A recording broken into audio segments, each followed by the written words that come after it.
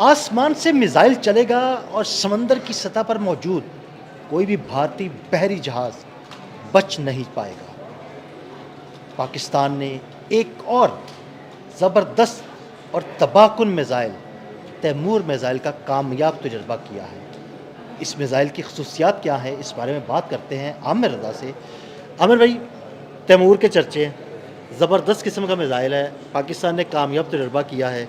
इसकी खसूसियात क्या हैं और ये किस तरह भारतीय बहरिया के बहरी जहाज़ों को हिट करेगा? देखिए, सबसे पहली बात तो यह है कि जैसे मैं हमेशा कहता हूँ कि अगली जंग पानी पर होनी है और उसके लिए हमें तैयारी करनी चाहिए। दुनिया ने देख लिया कि अब जंगें जो हैं वो समुद्री रास्तों पर ही होंगी और पाकिस्तान हर आने वाले दिन के साथ जैसे जैसे आपने हमस का मसला जो है वो संगीन होता जा रहा है, वैसे वैसे अहमियत इसकी बढ़ती चली जा रही है। हमारी बंदरगाहों पर जहाज़ों का आना जाना जो है वो बहुत ज़्यादा हो गया बिल्कुल है ऐसे ही है। और ये तजारत जो है ये एक और ख़तरे को लेकर आती है कि जो हासिद और दुश्मन हैं वो कहीं हमारे समुंदरों की तरफ जो है काली और बद नज़रों से ना देखें। उस काली और बद नज़रों से बचने के लिए हमने सिर्फ चंद दिन पहले ही एक बैलिस्टिक मिसाइल जो कि एंटी शिप मिसाइल था उसका कामयाब तजर्बा किया था, स्मैश मिसाइल का। स्मैश का। और मैंने आपको बताया था कि उसमें दो खासियतें हैं कि वो ट्रक माउंटेड भी हो सकता है और शिप और लॉन्च माउंटेड भी हो सकता है, यानी छोटी कश्तियों पर भी छोटी उसे लगाया कश्तियों जा पर भी सकता है। लगाया जा सकता है।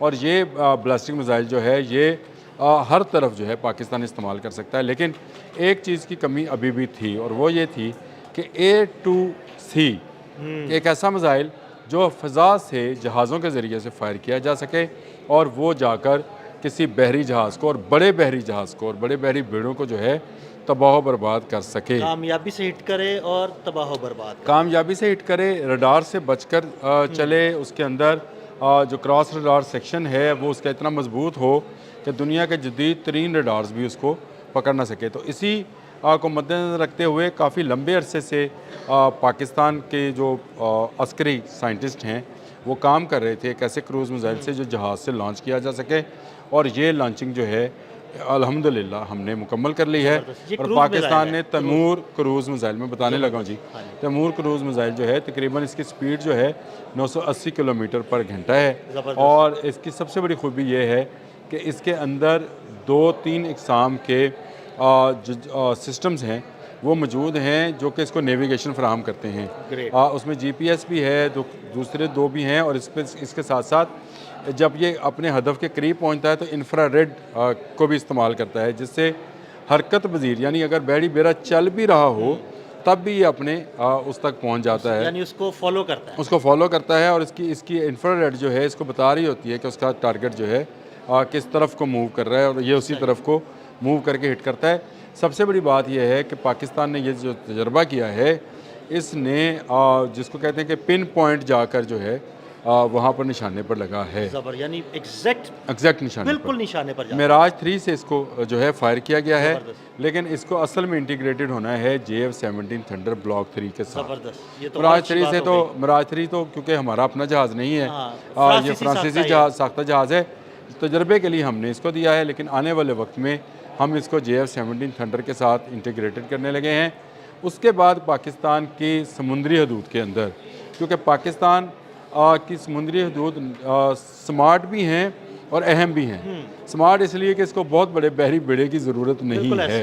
ऐसे ही। इसके जैसे ही हमारी जो एयर बेसिस हैं वहाँ से जहाज़ प्रवास करता है तो आप समझिए कि वो जैसे किसी बहरी बेड़े से ही प्रवास किया है। और हमने क्योंकि सिर्फ दफ़ाई नुक्ता नज़र से ही चीज़ें बनानी होती हैं, हमने किसी दूसरे मुल्क में जाकर बिल्कुल कोई हमारा इरादा नहीं रहता। और हमेशा मैं ये कहता हूँ कि हमारा तमाम का तमाम अस्करी प्रोग्राम जो हैं, चाहे वो न्यूक्लियर है चाहे वो जो है कन्वेंशनल है, बिल्कुल। वो सिर्फ दफ़ाई नौइयत का है। अब आ जाए इसके वारहेड की तरफ, तो इसमें तकरीबन 450 से 500 किलोग्राम का वारहेड जो है इस्तेमाल किया जा सकता है। ये अभी इब्तदाई सिर्फ तौर पे बता रहा हूँ क्योंकि इसके मुतल्लिक ज़्यादा मालूमात जो हैं फराहम नहीं की गई हैं, रिवील नहीं की गई। रिवील नहीं की गई हैं। लेकिन ये अंदाज़ा है कि 400 से 500 किलोग्राम जो है ये मवाद लेकर जा सकता है, क्योंकि इसने जहाज़ पर जाना है और जहाज़ से उसकी भी जो है वज़न को गैदर करना होता है। लेकिन ये एक बड़े बहरी जहाज़ को डुबोने के लिए काफ़ी है। ज़बरदस्त। ये इतना यानी मवाद है। विक्रांत सिक्रांत जो है ना वो तो सोच भी नहीं सकते देखें, इधर ये आने का। जिस जगह पे लगेगा उस जगह पर ये ना सिर्फ तबाही फैलाएगा जो कि एक धमाके की सूरत में होती है, इसके अंदर से जो मवाद निकलेगा दिल भाई वो बड़ा अहम है कि वो आग लगा देगा। अब आप ज़रा एक गौर कीजिएगा, जलाल फोर्ड की आग 30 घंटे हाँ जी, नहीं बुझी बिल्कुल, थी। वो नहीं बुझ पाई थी।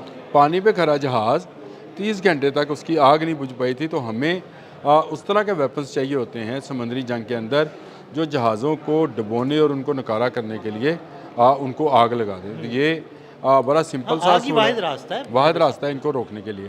तो ये एक बड़ा सिंपल है कि चाहे उनका विक्रांत है या उनका विशाल है, दो उनके जहाज़ हैं जो कि कभी निकले नहीं हैं बाहर, मैदान में कभी नहीं आए हैं और वो पाकिस्तान के सामने आएंगे भी नहीं। लेकिन पाकिस्तान ने आज तैमूर का जो है अमीर तैमूर के नाम पर इनका इस मिसाइल का नाम रखा है। और आपको पता है कि अमीर तैमूर जो थे वो हिंदुओं के ख़िलाफ़ जो है उन्होंने जिहाद किया था।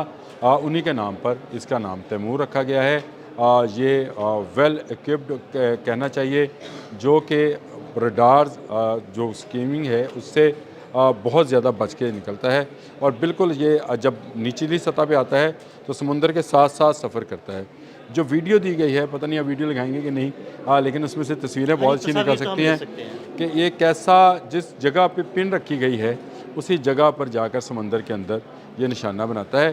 तकरीबन 600 किलोमीटर इसकी रेंज है, यानी बहुत दूर तक जो है ये मार कर सकता है। और पाकिस्तान ने इस तैमूर को बनाने के बाद फ़ज़ा से समंदर में जो है हमला करने की जो सलाहियत है वो हासिल कर ली है। और ये मैं समझता हूँ कि पाकिस्तान, क्योंकि ये मेड इन पाकिस्तान है, इसकी तमाम तरह टेक्नोलॉजी, इसका वेपन, इसका पेंट, इसकी बॉडी, पेंट में इसलिए अहम होता है क्योंकि स्टेल्थ टेक्नोलॉजी हाँ के जी। अंदर पेंट बहुत अहम चीज़ है। बहुत अहमियत का तो इसकी तमाम चीज़ें जो हैं वो पाकिस्तान ने ख़ुद बनाई हैं।